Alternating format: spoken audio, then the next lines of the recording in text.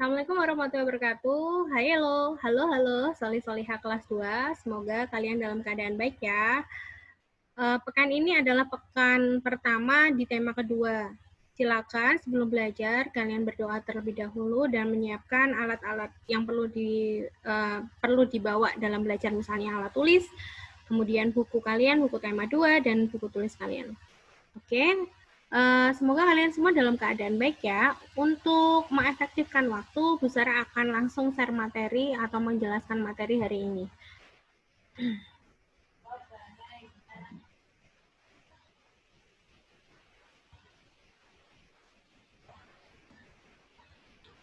Baik.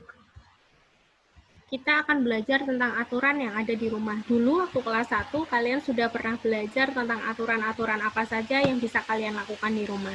Nah, kelas 2, Bu Sarah kembali mengingatkan lagi, materi ini juga akan dipelajari di kelas 2. Yuk, tujuan pembelajaran. Siswa dapat mengelompokkan berbagai hal yang harus dilakukan dalam kehidupan sehari-hari di rumah. Yang kedua, siswa dapat mengelompokkan berbagai hal yang tidak boleh dilakukan dalam kehidupan sehari-hari di rumah. Ada dua ya tujuan pembelajarannya. Yang pertama, hal-hal yang boleh dilakukan dalam kehidupan sehari-hari di rumah dan hal-hal yang tidak boleh dilakukan dalam kehidupan sehari-hari di rumah. Nah, bacalah percakapan berikut bersama temanmu, kemudian peragakan di depan kelas. Karena ini kita belajarnya tidak di dalam kelas, jadi kalian nanti bisa praktekkan dengan ayah, bunda, atau saudara kalian di rumah. Yang pertama, ada percakapan ibu dengan kedua anaknya. Beni, Tiur, bermainnya sudah ya?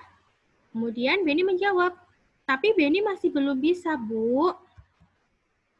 Kemudian Ibu bilang, tapi ini sudah sore, Nak. Besok sudah waktunya mandi. Terus kakak menjawab, iya, Dek. Besok kita lanjutkan bermainnya ya.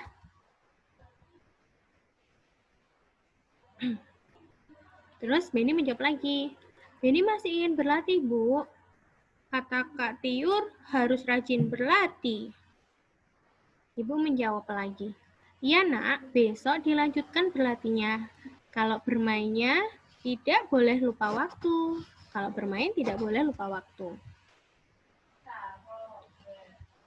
Kemudian kakak Tiur menjawab, benar kata ibu. Benar kata ibu, Dek. Ayo kita mandi. Baiklah, Bu. Kak, ayo. Nah, Beni mengajak kakak menyelesaikan menyudahi permainannya. Pertanyaan yang pertama, apa yang disampaikan ibu kepada Beni dan Tiur? Apa yang disampaikan ibu kepada Beni dan Tiur? Simpan jawaban kalian. Hitungan ketiga kita jawab bersama-sama ya. 1, 2, 3. Nah, Beni dan Tiur harus berhenti bermain dan tidak boleh lupa waktu. Betul. Jawaban kalian sama dengan Bu Guru?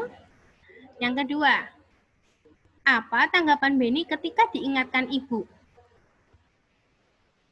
Simpan jawaban kalian. Hitungan ketiga, Bu Sarah akan melihatkan jawaban yang betul. 1, 2, 3. Beni masih ingin bermain karena belum bisa bermain simpai. Simpai itu hula hoop ya. Kemudian yang ketiga, mengapa kita tidak boleh lupa waktu dalam bermain? Jawabannya, karena bisa menyebabkan kita tidak melakukan pekerjaan lain. Bisa menyebabkan kita lalai dalam melakukan pekerjaan yang lain. Otomatis pekerjaan yang lain akan jadi berantakan sesudahnya. Kemudian, apa akibatnya kalau lupa waktu dalam bermain? Nah, ini tadi Bu Sarah bilang berantakan. Yang pertama, bisa dimarahin ibu nih. Ya, karena kamu dibilang ibu suruh mandi, nih. Kamu nggak mau. Nah, pasti dimarahin sama ibu. Karena udah sore, bermainnya sudahan, tapi kamu masih ngeyel. Dan bisa menyebabkan kita tidak melakukan pekerjaan lainnya. Jadi, harusnya setelah mandi kalian bisa ngaji, karena kalian masih asik bermain, jadi nggak jadi ngaji. Terus nanti sholat maghribnya mundur waktunya, karena kamu mandi dulu, belum selesai belum bisa sholat maghrib di masjid. Terus diskusikan dengan temanmu apa apa saja aturan dalam bermain. Banyak ya kalian sudah pernah membuat aturan, tahu aturan bermain, insya Allah tahu ya. Jawabannya adalah tidak boleh lupa waktu, betul, dan tidak boleh curang, harus bermain adil, tidak berantem. Banyak ya, kalian sudah tahu insya Allah aturan-aturan itu. Nah, aturan di rumah, ada aturan di rumah. Aturan di rumah biasanya dibuat oleh orang tua. Aturan di rumah biasanya dibuat oleh orang tua. Aturan di rumah harus diikuti atau ditaati oleh semua anggota keluarga. Siapa anggota keluarga kita di rumah? Yang tinggal dengan kita di rumah. Ayah, ibu, anak itu baik kakak atau adik ya. Terus aturan di rumah. Berikut adalah contoh aturan di rumah. Yang pertama, mengucapkan salam. Selamat pagi, selamat siang. Tapi kalau kita sebagai seorang muslim, kita ketika memasuki rumah, kita harus mengucapkan salam. Apa bunyi salamnya? Assalamualaikum ya. Itu artinya keselamatan buat kita. Sama-sama mendoakan dengan baik. Kalau kita main ke rumah teman kita yang berbeda agama dengan kita bisa menggunakan selamat siang, selamat pagi, selamat sore, atau kula nuwun, atau permisi, bisa. Memberikan salam ketika masuk dan keluar rumah. Yang kedua, menyimpan sepatu atau sandal di tempatnya. Jika kita tidak menyimpan sepatu atau sandal di tempatnya, apa yang akan terjadi? Banyak hal. Satu, merusak keindahan, karena nggak rapi, jadi nggak indah dilihat.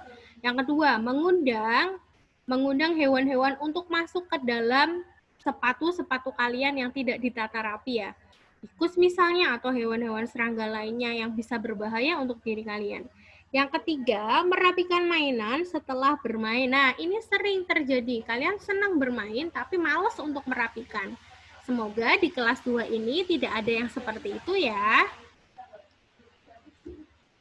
Nah, aturan ada di mana-mana. Aturan berlaku di masyarakat, di sekolah, dan di tempat bermain. Aturan berguna untuk mengatur kehidupan. Nah, ini Bu Sarah mau menjelaskan sedikit.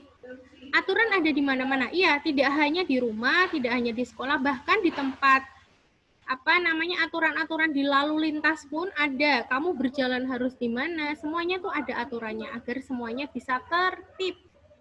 Aturan berguna untuk mengatur kehidupan, betul. Karena tanpa aturan hidup kita akan jadi berantakan, jadi kacau, jadi semena-mena atau mau menang sendiri. Aturan di rumah hendaknya dipatuhi oleh semua anggota keluarga. Berarti tidak cuma anak, ayah ibu juga harus ikut mengikuti aturan yang sudah dibuat berdasarkan kesepakatan semua anggota keluarga. Akibatnya, jika peraturan tidak dipatuhi, hidup akan menjadi susah dan terjadi kekacauan. Nah, tadi Bu Sarah bilang ya. Contohnya, jika kita tidak belajar, maka kita tidak bisa mengerjakan soal dengan baik, sehingga nilai yang kita peroleh tidak memuaskan. Betul ya? Contoh aturan di rumah. Nah, ini ada bangun pukul 5 pagi, setelah bangun merapikan tempat tidur, selalu minta izin jika kita akan pergi, kemudian bermain tidak boleh lupa waktu, sebelum makan membersihkan meja dan mencuci piring. Setelah makan membersihkan meja dan mencuci piring. Kemudian karena kita seorang pelajar ya, jadi kita punya kewajiban untuk mengerjakan tugas atau PR. Sore hari bisa membantu orang tua dengan menyapu, mengepel, atau menyiram tanaman. Nah, pukul 7 kalian bisa mulai belajar, pukul 7 malam. Terus tidur pukul 21. 21 itu pukul 9 malam ya. Kalau bisa lebih awal, ya itu lebih baik. Jadi ketika bangun tidur, kamu sudah fresh badannya. Tidak ngantuk-ngantukan, Bu Sarah ngantuk. Nah, itu kalau sholat duha sering ngantuk, itu berarti tidurnya biasanya kemalaman itu. Nah, apa aturan yang dilakukan anak pada gambar di bawah ini? Ada 2 itu. Ada 2 gambar. Yang pertama, Ani sedang pamit dengan ibunya. Aturannya adalah ketika kita berpergian, harus selalu minta izin kepada orang tua. Yang kedua, ada Benny sedang menggosok gigi. Tahukah kalian, menggosok gigi yang baik adalah dilakukan 1 sebelum tidur, 2 setelah makan, 3 setelah bangun tidur. Kenapa Bu Sarah kok setelah makan harus sikat gigi? Karena apa? Sisa-sisa makanan yang menempel pada gigi itu akan merusak gigi kalian. Makanya segera mungkin kalian habis makan harus sikat gigi. Tahu nggak? Bu Sarah pernah sakit gigi itu sakit banget loh. Sakit banget sampai ke kepala ikut sakit. Makanya Bu Sarah anjurkan kalian ketika habis makan, apapun makan apa, permen, gulali atau apapun, sebaiknya kalian langsung sikat gigi. Daripada kamu sakit gigi, mending kalian mencegah dengan cara menggosok gigi kan. Dan jangan lupa periksa gigi 6 bulan sekali. Jangan takut, dokternya insya Allah baik-baik. Nah, alhamdulillah pembelajaran hari ini sudah selesai. Tugasnya adalah, tugas kalian adalah yang belum bisa ikut Zoom hari ini, silakan sebutkan 3 aturan yang biasanya kalian lakukan di rumah kalian. 3 aturan yang biasanya kalian lakukan di rumah kalian. 3 saja, tidak usah banyak-banyak. Kalian tulis di buku tulis kalian, kemudian kalian bisa voice note kan, bisa kirimkan voice note ke Bu Sarah. Voice note itu rekaman suara ke Bu Sarah. Oke, demikian ya. Semoga pertemuan hari ini bisa bermanfaat. Jangan lupa tetap jaga kesehatan, jaga